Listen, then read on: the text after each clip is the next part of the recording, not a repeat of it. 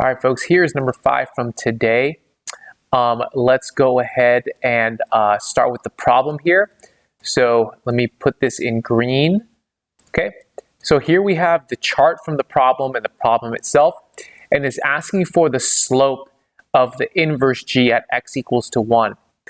Okay, and the diagram I always want to go back to is this one right here. Let me actually move that up.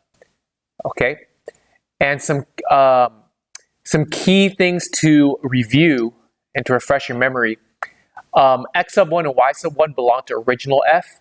X sub 2, y sub 2 belong to f inverse. Okay, and remember with x sub, or the one I called it crisscross applesauce.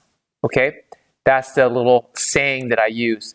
X sub 2 is basically y sub 1, and y sub 2 is basically x sub 1. And also 5, 2, the relative point at the inverse is 2, 5. Okay, oh, excuse me. If the slope at the inverse, or let me put it this way. If the slope at x sub 1, which belongs to the regular function, is 3/4, that means the slope of the inverse function at x sub 2 is going to be 4/3. It's just basically reciprocal slopes.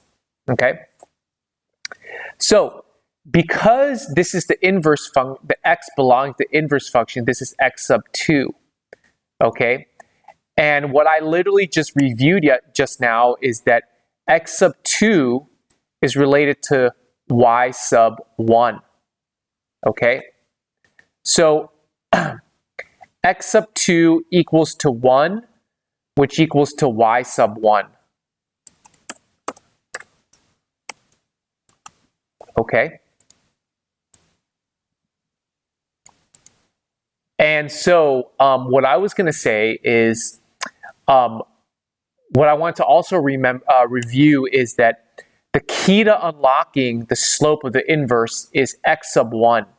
Once you find x sub 1 and the slope associated with x sub 1, you just flip the slope, okay, to find the slope of the inverse at x sub 2. Okay, so remember, we're trying to find x sub 1, so we found y sub 1.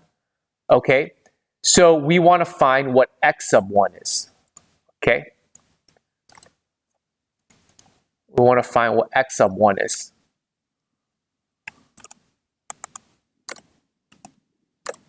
Okay, now, so y sub 1 is associated with g regular, not g inverse. So g regular, its y sub 1 is 1. Y sub 1 is 1. So that's this coordinate right here. Okay, so what's the x sub 1 associated with this coordinate over here for g regular? It's -2. So x sub 1 equals to -2. Now, if we can find the slope at -2, we just do the reciprocal of that slope and get the slope of the inverse. Okay, so the slope at -2 for g regular, okay, is this right here. Slope at x sub 1 equals to -2 is 7. So we flip 7 and we get 1/7. Okay, and all of this right here is just fancy notation. Okay, again, this -2 is x sub 1. Okay, so we find the slope at x sub 1, which is g prime, and then flip it. That's what all this means. And this means derivative of this derivative, aka slope of the inverse function at x sub 2 equals to 1.